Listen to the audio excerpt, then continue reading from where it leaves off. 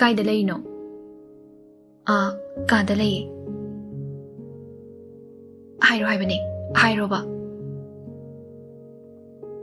ꯔꯤꯅꯥꯗꯣ ꯃꯅꯤꯡꯗꯒꯤ ꯀꯤꯟꯅ ꯁꯨꯗꯨꯅ ꯍꯥꯏꯔꯛꯄꯅꯦ. ꯆꯅꯨꯁꯨ ꯄꯥꯈꯠꯄꯣꯏ ꯀꯩꯕꯣꯏ ꯗꯅꯥꯎ. ꯀꯩꯗꯧꯔꯒꯦ? ꯍꯥꯏꯌꯣ. ꯀꯩꯅꯣꯝꯇ ꯍꯥꯏꯒꯦ. ꯀꯩꯗꯧꯔꯦ? ꯊꯥꯕꯜ, ꯍꯣꯏ, ꯊꯥꯕꯜ ꯆꯣꯡꯕ ꯉꯥꯛꯇ ꯌꯥꯎꯔꯨꯒꯦ. ꯅꯥꯎ ꯁꯥꯎꯔꯞꯅ, ꯀꯩꯕ ꯍꯧꯖꯤꯛꯀꯤꯗꯣ? ꯆꯅꯨ ꯃꯁꯥꯗꯨ ꯄꯥꯈꯠꯂꯞ ꯇꯧꯅ, ꯗꯅꯥꯎ, ꯊꯥꯕꯜ ꯅꯠꯇꯦ, ꯃꯥꯅꯦ. ꯌꯥꯗꯦ ꯍꯥꯏꯕ ꯊꯕꯛꯇꯅꯦ ꯌꯥꯝ ꯀꯥ ꯍꯦꯟꯖꯜꯂꯛꯀꯅꯣ. ꯅꯠꯇꯦ ꯅꯪꯕꯨ ꯅꯨꯄꯥꯅꯒ ꯅꯈꯨꯠꯅ ꯁꯥꯇꯥꯞ ꯇꯥꯞ ꯄꯥꯏꯕꯗꯣ ꯌꯥꯝ ꯄꯥꯝꯕ꯭ꯔꯣꯕ? ꯅꯥꯎ ꯁꯥꯎꯅ ꯂꯥꯎꯔꯛꯂꯤ. ꯆꯅꯨ ꯀꯔꯤꯁꯨ ꯈꯨꯝꯗ ꯃꯄꯤ ꯏꯔꯥꯠꯇꯃꯛ ꯆꯦꯜꯂꯤ. ꯔꯤꯅꯥ ꯍꯣꯏꯗꯤ ꯆꯅꯨꯒꯤ ꯃꯇꯧꯗꯨꯗ ꯁꯥꯎꯅꯤꯡꯕꯅ ꯂꯣꯏꯔꯦ. ꯆꯠꯂꯣ, ꯌꯥꯝ ꯄꯥꯏꯍꯟꯅꯤꯡꯉꯗꯤꯅꯦ ꯂꯝꯖꯥꯎ ꯁꯣꯔꯣꯛꯇ ꯅꯃꯤꯠꯅ ꯇꯞꯇꯥꯏ ꯀꯦꯁꯤꯜꯂꯒꯅꯦ ꯆꯠꯂꯣ. ꯌꯥꯔꯦ, ꯊꯝꯃꯣ. ꯑꯩ ꯌꯥꯎꯔꯣꯏꯒꯦ. ꯅꯪ ꯊꯣꯛꯄ ꯇꯧꯔꯣ. ꯌꯥꯔꯦ, ꯊꯝꯃꯣ. ꯗꯅꯥꯎ, ꯑꯩ ꯌꯥꯎꯔꯣꯏꯒꯦ. ꯂꯩꯀꯥꯏꯒꯤ ꯏꯆꯦꯁꯤꯡꯅ ꯌꯥꯗꯕ ꯌꯥꯗꯦꯅ ꯇꯛꯃꯟꯕꯗꯒꯤ ꯍꯥꯏꯔꯛꯄꯅꯦ. ꯑꯩ ꯌꯥꯎꯔꯣꯏꯒꯦ. ꯔꯤꯅꯥ ꯃꯃꯤꯠ ꯐꯩꯅ ꯌꯦꯡꯗꯨꯅ ꯐꯣꯟ ꯄꯤꯔꯛꯑꯣ ꯍꯥꯏꯕꯒꯨꯝ ꯃꯈꯨꯠ ꯇꯤꯡꯊꯣꯛꯂꯤ. ꯆꯅꯨ ꯃꯉꯛ ꯍꯥꯏꯗꯨꯅ ꯐꯣꯟꯗꯨ ꯆꯦꯠꯅ ꯄꯥꯏꯁꯤꯟꯖꯩ. ꯅꯥꯎꯅ, ꯆꯅꯨ, ꯅꯪꯁꯦ ꯑꯩ ꯁꯥꯎꯍꯜꯂꯒ ꯀꯌꯥꯝ ꯅꯨꯡꯉꯥꯏꯒꯦ? ꯑꯩ ꯌꯥꯎꯔꯣꯏꯒꯦꯕ. ꯍꯦꯛ ꯌꯥꯎꯔꯝꯕꯗꯅꯦ ꯅꯈꯣꯡꯗꯨ ꯊꯨꯗꯦꯛ ꯈꯪꯉꯣ. ꯊꯝꯃꯣ. ꯑꯩꯈꯣꯏ ꯃꯥꯅ ꯊꯕꯛ ꯊꯥꯔꯛꯄꯅꯦ. ꯑꯗꯨ ꯍꯥꯏꯔꯝꯒꯦꯅ ꯐꯣꯟ ꯇꯧꯔꯛꯄꯅꯦ. ꯍꯣꯏ ꯗꯅꯥꯎ. ꯆꯅꯨ ꯐꯣꯟ ꯊꯝꯂꯕ ꯃꯇꯨꯡ ꯃꯥꯏꯊꯣꯡ ꯃꯛꯁꯤꯜꯂꯤ. ꯔꯤꯅꯥꯗꯨ ꯆꯅꯨꯗ ꯌꯦꯡꯂꯒ, ꯅꯪꯅ ꯁꯨꯝ ꯇꯦꯊꯗꯅ ꯃꯥꯅ ꯍꯥꯏꯔꯤꯒ ꯌꯥꯔꯕꯅꯤꯅꯅꯦ ꯑꯗꯨꯝ ꯍꯦꯟꯖꯤꯟꯕꯤꯔꯛꯄ ꯇꯥꯕꯅꯦ. ꯅꯪ ꯌꯥꯎꯔꯣꯏ ꯍꯥꯏ ꯅꯠꯇ꯭ꯔꯣ? ꯑꯩ ꯗꯅꯥꯎꯒ ꯀꯥꯏꯅꯕ ꯄꯥꯝꯗꯤꯌꯦ. ꯇꯤꯅꯥ, ꯔꯤꯅꯥ, ꯅꯈꯣꯏꯁꯨ ꯁꯦꯡꯅ ꯅꯈꯣꯏꯒꯤ ꯊꯃꯣꯏꯗꯨꯅ ꯈꯣꯏꯗꯥꯖꯕ ꯃꯤꯁꯛ ꯑꯃ ꯂꯩꯔꯛꯂꯕꯗꯤ ꯃꯈꯣꯏꯅ ꯍꯥꯏꯕ ꯅꯣꯏ ꯁꯣꯏꯗꯅ ꯏꯅꯤꯡꯒꯅꯤ. ꯑꯩꯗ ꯅꯠꯇꯅ ꯗꯅꯥꯎꯁꯨ ꯉꯁꯤꯐꯥꯎ ꯑꯩꯅ ꯍꯥꯏꯕ ꯂꯣꯏꯃꯛ ꯌꯥꯔꯤ. ꯅꯣꯡꯃꯇ ꯑꯩꯒꯤ ꯋꯥꯍꯩ ꯇꯣꯛꯄꯗ ꯑꯣꯏꯗ꯭ꯔꯤ. ꯍꯣꯏ, ꯗꯅꯥꯎꯗꯣ ꯈꯝꯕꯟꯕ ꯍꯦꯟꯃꯟꯕꯅꯦ, ꯑꯩ ꯈꯪꯉꯦ. ꯑꯗꯨꯕꯨ ꯔꯤꯅꯥ, ꯇꯤꯅꯥ, ꯃꯥꯅ ꯁꯥꯎꯕꯗꯤ ꯑꯩ ꯂꯩꯕ ꯉꯝꯗꯤꯌꯦ. ꯃꯄꯤ ꯁꯤꯟꯊꯔꯛꯇꯨꯅ, ꯅꯣꯏ ꯑꯅꯤ ꯑꯩꯕꯨ ꯋꯥꯔꯧꯅꯨꯀꯣ, ꯑꯩ ꯌꯥꯎꯔꯔꯣꯏꯒꯦ. ꯆꯅꯨꯒꯤ ꯃꯇꯧꯗꯨꯗ ꯃꯕꯥꯅꯤꯁꯨ ꯅꯨꯡꯉꯥꯏꯔꯛꯇ꯭ꯔꯗꯨꯅ ꯇꯤꯅꯥꯅ, ꯆꯅꯨ, ꯅꯪꯗꯤ ꯄꯤꯁꯛ ꯄꯤꯛꯂꯤꯉꯩꯗꯒꯤ ꯇꯤꯟꯅꯔꯛꯄꯅꯦ. ꯅꯪꯒꯤ ꯊꯃꯣꯏ ꯃꯁꯛ ꯑꯩꯈꯣꯏ ꯈꯪꯉꯦ. ꯁꯦ, ꯀꯩꯁꯨ ꯈꯟꯅꯣ, ꯑꯩꯈꯣꯏ ꯀꯩꯁꯨ ꯈꯟꯗꯤꯌꯦ. ꯔꯤꯅꯥꯁꯨ, ꯌꯥꯗ꯭ꯔꯕꯅꯤꯅ ꯀꯩ ꯎꯄꯥꯏ ꯂꯩ. ꯊꯥꯕꯜ ꯃꯈꯣꯟꯁꯤꯗꯅꯦ ꯅꯇꯣꯝꯇ ꯐꯃꯨꯡꯁꯤꯗ ꯇꯥꯟ ꯌꯩꯔꯒ ꯂꯩꯍꯧꯔꯣ. ꯆꯅꯨꯗꯨ ꯅꯣꯛꯇꯨꯅ, ꯋꯥꯈꯜꯗ ꯗꯅꯥꯎ ꯄꯥꯏꯔꯤ ꯈꯟꯅ ꯆꯣꯡꯂꯒꯦ. ꯄꯛꯇꯦꯍꯦ ꯑꯋꯣꯏꯕ. ꯗꯅꯥꯎ, ꯄꯥꯏꯍꯧꯔꯣ, ꯆꯣꯡꯍꯧꯔꯣ. ꯑꯩꯈꯣꯏꯗꯤ ꯃꯥꯟꯖ ꯑꯅꯧ ꯑꯅꯧꯕ ꯈꯟꯗꯅ ꯋꯥꯔꯤꯒꯁꯦ ꯆꯤꯛꯊꯅꯔꯨꯔꯒꯦ. ꯔꯤꯅꯥꯒ ꯇꯤꯅꯥꯒꯁꯨ ꯆꯠꯈ꯭ꯔꯦ. ꯆꯅꯨ ꯃꯥꯏꯊꯣꯡ ꯃꯛꯁꯤꯟꯅ ꯆꯠꯈꯤꯕ ꯔꯤꯅꯥ ꯍꯣꯏꯕꯨ ꯌꯦꯡꯗꯨꯅ ꯂꯩꯍꯧꯏ. ꯔꯤꯅꯥ, ꯑꯩꯕꯨ ꯋꯥꯔꯧꯅꯨꯀꯣ. ꯇꯁꯦꯡꯅ ꯅꯣꯏꯗꯒꯤ ꯂꯥꯞꯊꯣꯔꯛꯄ ꯍꯥꯏꯕꯗꯣ ꯑꯩ ꯑꯣꯏꯔꯦ.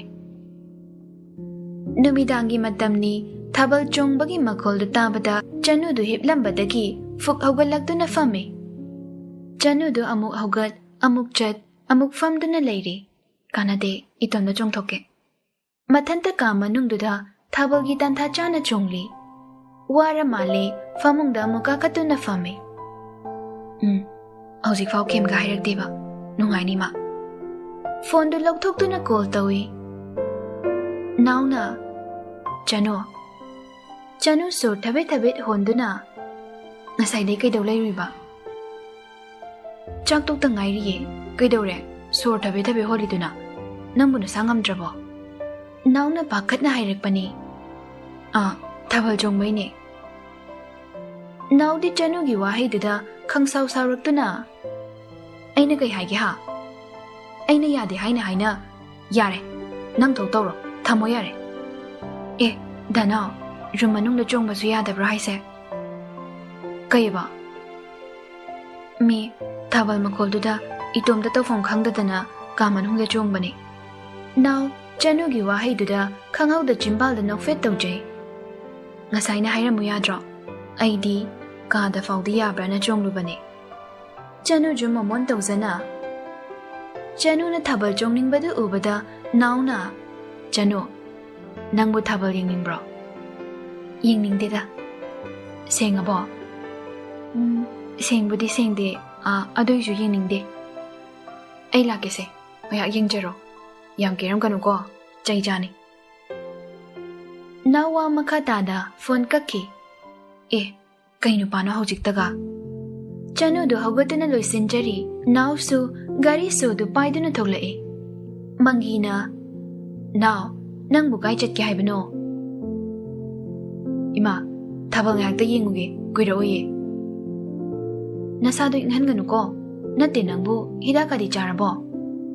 Charima Chanukige. Ningthina chaduko. Now do Chanugi thongal tamna thawje lagtuna call tawi. Danao yorabo. Yore tholo. Mama hoisu thawal yengba loina chatkre. Ai yum som ta lolam khige. Lolamo. Ngai haki matung Chanu su tholaktuna. Now do Chanugi ingna fazari ba maithong tubu thawai tana yengduna leire. Chanuna Danao kaidorage amukta udabadawna yengidubo.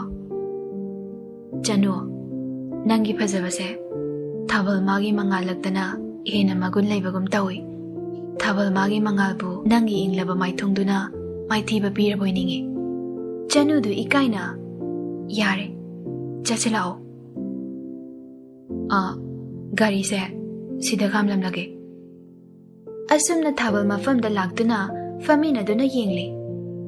Chanuna Danao Rina hoi chongi se ngakta yaurase. Taning deko Angela kano. Danao gane chongu se haise. Now do Chanu da paina yengduna. Nakut namana kana pahengi ba. Yenghali se naray bagwarabani. Chanu do wa makha taba ngamjade. Ngaihaki matung Chanu pungsu thengi. Nangbu yingningi bo. Yingningdreda. Aidi dana oina yingi. Yarni. Now nokfet tawzana. Lao thinbiramage. Thengadi fateba. Chanu bu amuk thongal tamna thinbirami. Numit kharanigi matungda makoigi exam haidoraktuna DM college da pulap taminanaba chenari. Harina.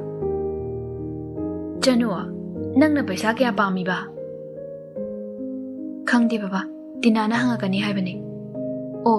Pare aduga hek hairo ko. Tanjadu da naugi ko lagtuna kada changlai.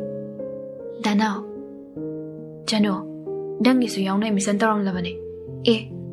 Kainu danao aina di baba da hairi. Yare hairanu. Thame ayakoi mana kaure. Chanu du machinda murum sole. Paisa kita khap kita wase sungpang oiba.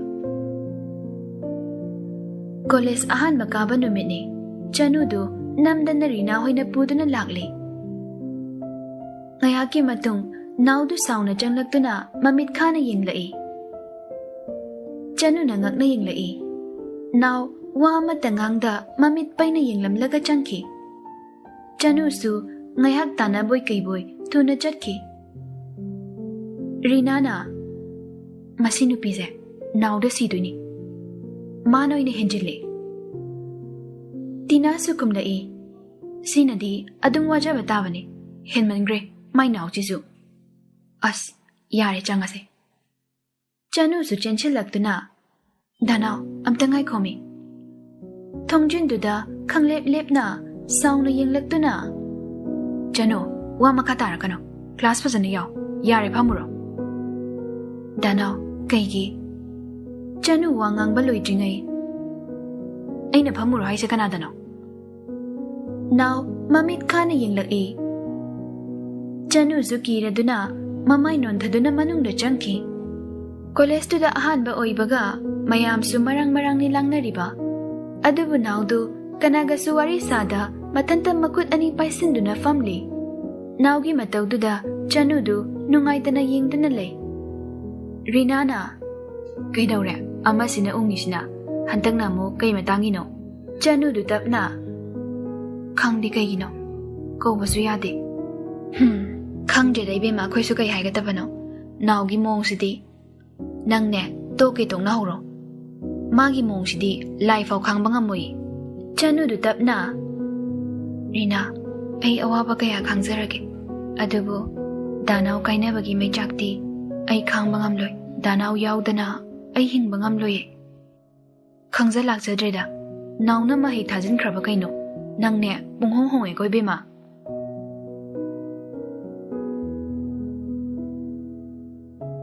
Chanudu mathoi nungaidana nauda yingjarai Adubu nau chanuda yinglamdana sauna mamai leithoki Naugi mataududa chanuzu kari khallabano kari mata hairamdana classroom dudagi fathoki Ngaihaki matungdadi oja janglaktuna class aurami Now fana saurabasu chanu kaidori khana yingjarai Adubu chanu leramdabaduda ngaklame Nakanda yinglubadadi Rina tina hoi di family Tung mang lay duna yingli Adubu classroom dudadi chanu uba kauba laikidre Now masadusu pakatpana laitaba ngamjadre Rina hoi da hangi khanbani Adubu oja laibani na hangzaba ngamde Now class da family haibatani Masadu charang na batana henkalakli Thongnaw da mangak thingat tuna yingli Adubu uba kauba laite Naudu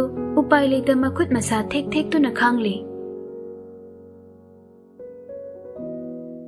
Ngaihaki matungdadi class matam loiraduna oja du thoki Oja hek thoki baga now nanghauraroi matagum Rina tamna jensil lai Rina khangpri khangna maning fat halle Adubu mangda now leptun leirambadu ubada ngakna Now kaidorage Now du pakhatna Chanu kai chakige Khangdida kemta su hairamde Oja jangak chungaidagi asaina dum thokrabane Noida kemta hairamdabro Hoi kemta hairamdiye Now humang anapika khalaktuna pakhatna room dudagi chentorai As ko pungau zaida moini mongse Thok hek lohongla di phardamni Rina su nokladuna Aidi phanabu nungairi moi kumhaise pra film yengbagumbani Tina su kumlai Khangdreda khoina ju panghaida haibibani Chanudi lepkiba mada hongdabani Mana naw kya nungsi khange Nawna ju mabudi nungsi Adubune nawgi khamban ba henman ba mongsinane khanabane sum Nawgi mamitadine afaba uba hitrabani Hairoi nangsune nawdagi henba ma phangjaro Hoi bema ayyum pandraju dokjaragi Makoi ani asi hairaga punna nokminai Somdana Chanudu lampaktugi machida tumina famduna napi thattuna sanari Mapi ira chenja ningamda famduna lay Rina na haikiba wahi singning laktuna Chanudu thamoida hena awaba helakli Tanaw Aibo su wahaliba kaygino Aina waraga Danawgi nungaiba haibadu oirabo Chanudu mapido among taytok napido among foiduna maitong maksinna family Now su laptaklan leptuna yingli Asimna yenglambadagi tapna jangsilakduna famtay Chanu now famtharakpaduda khangboy lakboy fat yenglai Adubu now urabada mamayadu amuk nontaki Chanu nangdisida kaidawriba Chanu kari sukhumde Adubu mapidu khanghaudana sintharakpani Now su khanghauda Chanugi mittagi sintharakliba pidubu taythokli Kai kaplino Se Kapkanu se Wari sa se Chanu khonjal nikna Danaw Ay danaw ka kaina bagamuye Danaw nang saurabasu Ay da chayo Puho Ay kaimta khande Danaw gi asawba Nugshiba pumnama Ifam da tayo nabiyo Adubu danaw Nang nasauri ni haina Hanna faw yung bitabadudi Ay layfam khangdiye Now do Chanu bu nungsina yingjaduna Ay bodo nungshibrane Chanu Danaw na nungshidrabasu Ay na di nungshi Danaw kainagadaba oirabadi Sikibana hena pai. Naudu nungaitana. Chanu. Matungda adugi wahaido aniraksuna tahalakano. Dana nangbu nungsiram loi khanbro. Aduga nangdi kanagi su oiba yaroi. Aduga kanagumba matana nangbu hana yengbasu yaroi. Chanu, nangdi aitagine. Adubu chanu, aina pamdaba thabak nangna taroklabadi ai nafamdagi lapna laikini. Adubu punsidadi ai nupi thiroi. Aina kai lankrage. Nangna aranba taroklabadi haibani. Aduga Danao nga ngasi sawriduna karigi. Aina nangbu tindok tinjin tongni hairaga chatlambagi. Aduga aina angawba saraga noige talumubagi. Kaino haibo. Angang amana nang chatkre hairakpadagi aisu lakpane. Ai yam sauna lakrazane. Nate nangbu hairamba yadraba. Chanu sauna yinglamlaga naw masamdu lamduna foirai. Kaino chanu nai thado. Aina message tharambadu padabida aingona tainai neba. As phone purakdaba neba. Nai thado. As mi mamangida. Chanu thadokduna makokta kaksi hatle. Pura hingchabi haijini. Aina sauradi nongta phubidabani ko. Nangdi loire. Samgaze loi phoidana lawaiga loi tang tare. Nakuto ekta yawning bro. Oh, lawai dubu tang labadine pharidana. Adoidi nupina su pambiraroi. Se adudi phojarose. Makokto insilli Chanu zu naugi matawduna nokli. Chanu, horen hankibadane puri ama laibige nangna kapkibado pi hanjanaba. Chanu sugatuna is pi hanjanaba giro kapito. O nakuboknane lainaba paisa piri. Ado nangna namdana ngasi class kamte yahondrene. Danau yaw yadro. Thawa yawdana hakjang tamag hingba ngamgadrane. Laose, chalase. Class loiraba matung thokna rae. Chanu na hairae. Rina, ai danauga bazar fawda chatluge. Hoi. Amuk khatnaruni ko bazar manungda. Naudu nokfet tawna. Adu fawdi tawroida. Asumna bazarda nauga chanuga laktuna firol khalli. Chanu, ai sidagi sayinglake. Nupa ngakta ne, sida ngakta lepamu, changkanu ko. Chanu, mana thokpa fi yengduna leiri. Kainomta hangzage. Khanghauda tungdagi khonjel amana hairakpane. Chanu mamaidu fat laitholai.